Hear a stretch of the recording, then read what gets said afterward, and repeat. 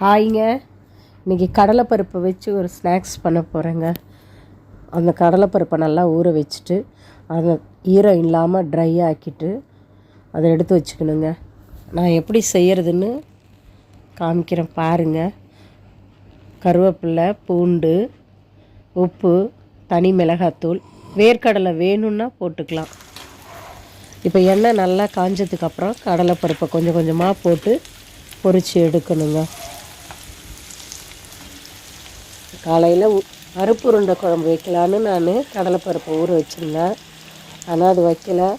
வீட்லேயும் ஸ்நாக்ஸ் கேட்டாங்களா, அதனால் சொல்லிட்டு இந்த கடலைப்பருப்பையே பொரித்து எடுத்து இன்றைக்கி ஸ்நாக்ஸாக கொடுக்க போகிறேங்க.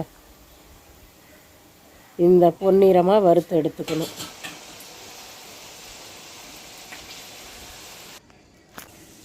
அடுத்தது வேர்க்கடலையை போட்டு வறுத்து எடுக்கணுங்க. பொன்னிறமாக வேர்க்கடலையும் நம்ம வறுத்து எடுக்கணும்.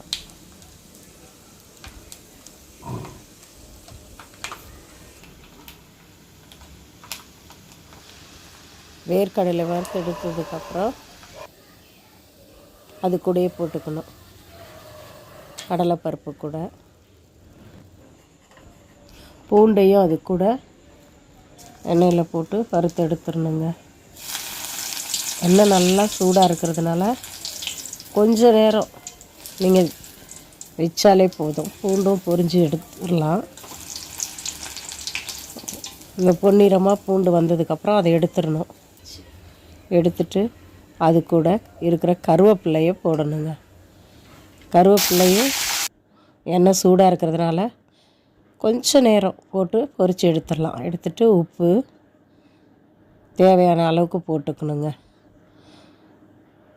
தனி மிளகாத்தூள் எடுத்து வச்சுருக்கோம். அந்த தனி மிளகாத்தூள் நமக்கு எவ்வளோ காரம் தேவையோ அதுக்கு தகுந்த காரத்தை நம்ம போட்டுக்கலாம். இதெல்லாம் போட்டதுக்கப்புறம் உங்களுக்கு பெருங்காயத்தூள் வேணும்னா போடலாம், இல்லைன்னா தேவையில்லை. எல்லாத்தையும் நல்லா கலக்கி எடுக்கணுங்க. அப்படியே கலக்கி எடுத்ததுக்கப்புறம்